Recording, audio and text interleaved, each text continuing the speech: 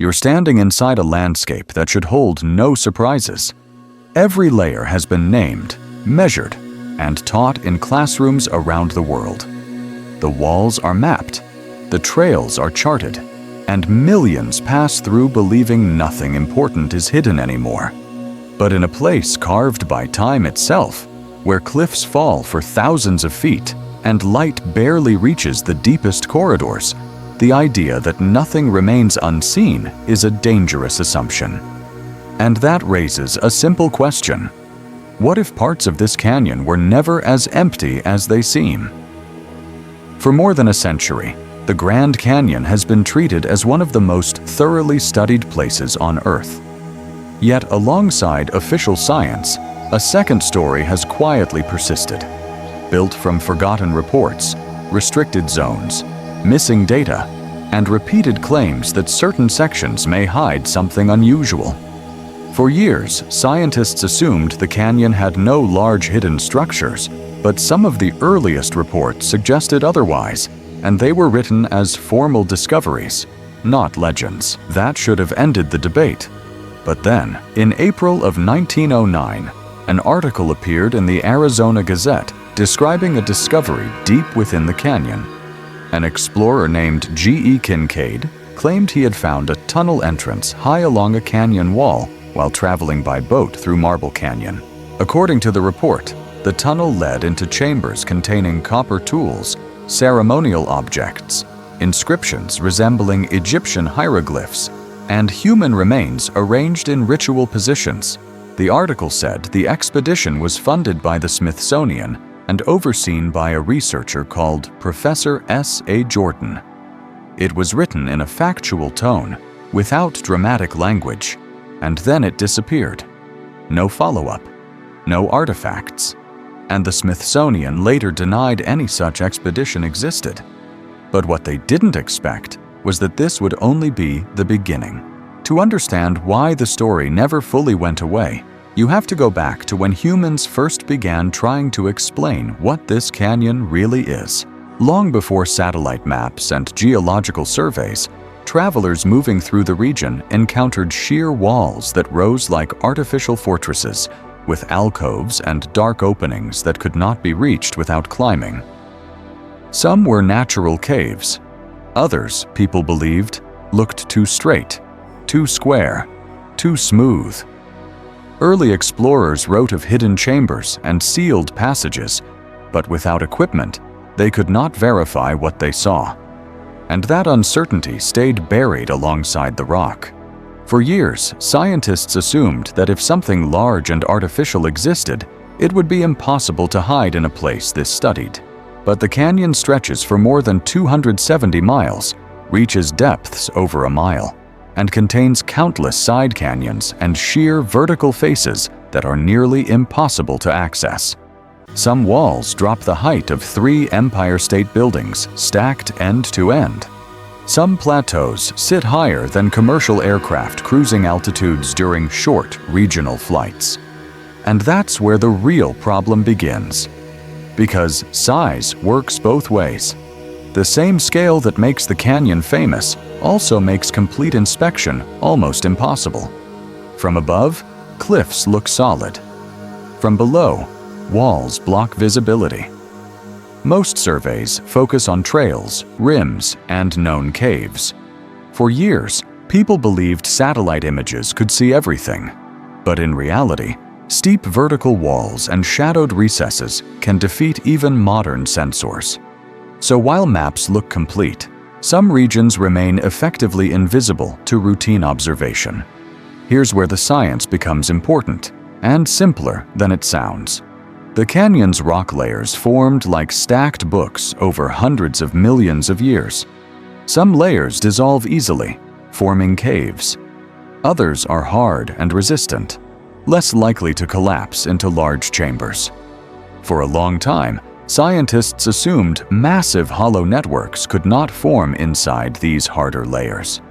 But in reality, pressure, water, and hidden fractures can still carve voids in unexpected ways. Most people think the canyon is just an open trench, but underground landscapes do not always follow surface logic.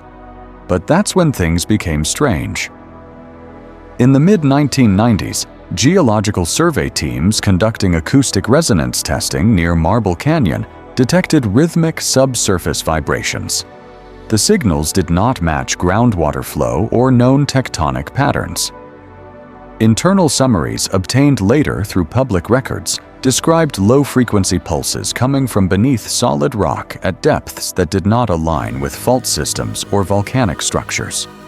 The official explanation labeled them natural anomalies.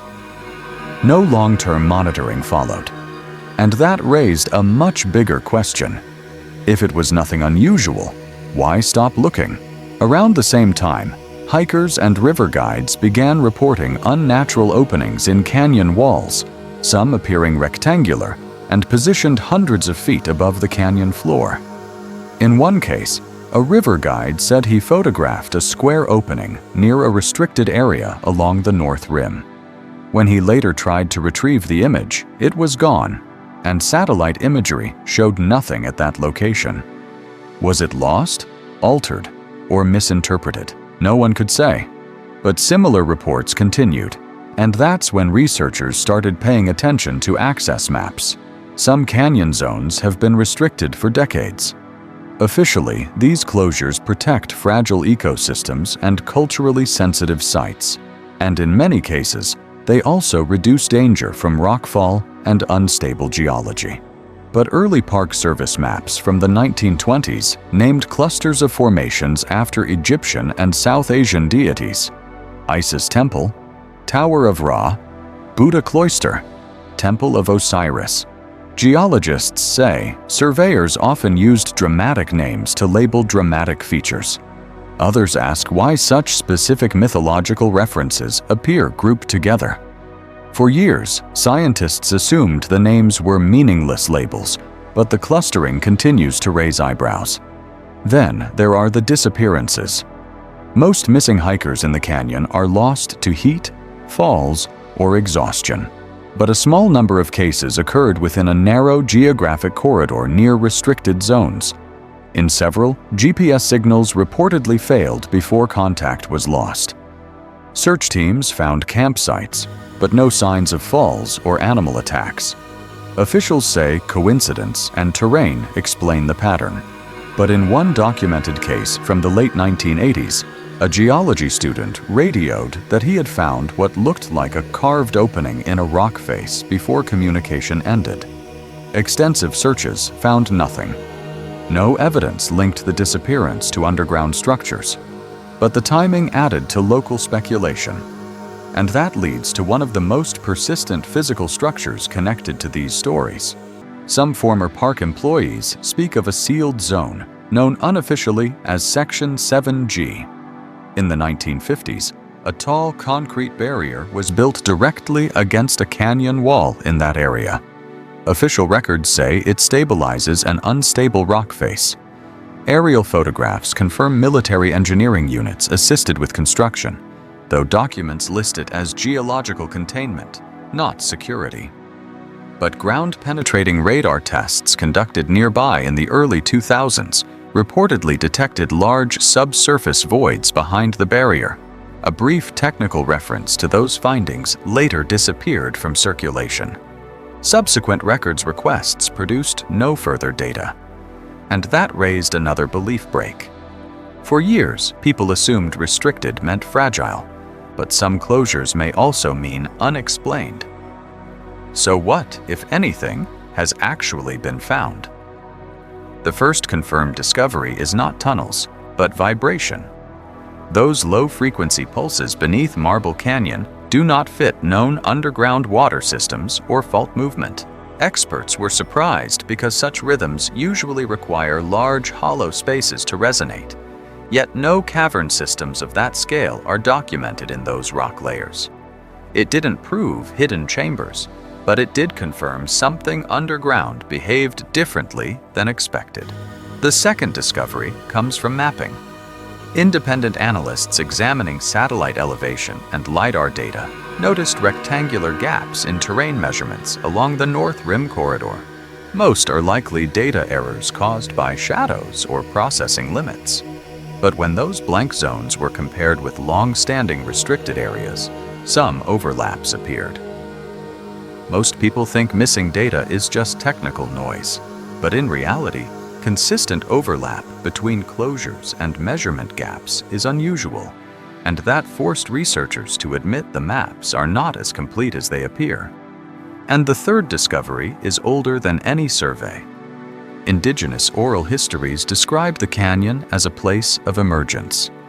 In Hopi tradition, Chipapuni is where previous worlds ended and new ones began, accessed through openings in the earth. Navajo stories speak of sacred passages within the canyon.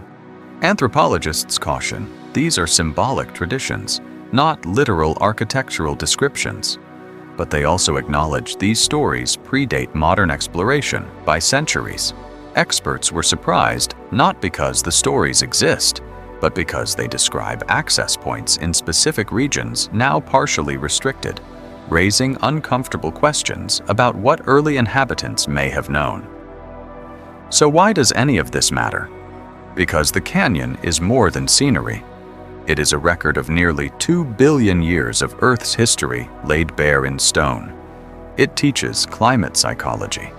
Most people assume mysteries survive because of lack of information. But sometimes they survive because of overwhelming scale. When humans face environments too large to fully understand, the mind fills gaps with narrative. In places where access is restricted and data is incomplete, imagination grows faster than evidence. Yet as scanning technology improves, remote sensing becomes more precise, and underground mapping advances, more of the canyon's hidden structure will eventually be revealed, one layer at a time. Here is the final belief break. For years, people assumed that either hidden structures exist or everything is fully known. But in reality, the canyon may sit in a middle ground, where natural voids, unexplained vibrations, incomplete data, and cultural memory overlap in ways science has not yet fully mapped. So the real question may not be whether ancient tunnels exist, but how much of the underground canyon has truly been explored at all. What exactly caused those rhythmic signals beneath Marble Canyon? And how many shadowed recesses along vertical walls have never been physically inspected? Until every layer is understood, the line between what is known and what is assumed will remain thin. And in a landscape shaped by deep time, silence itself becomes part of the mystery.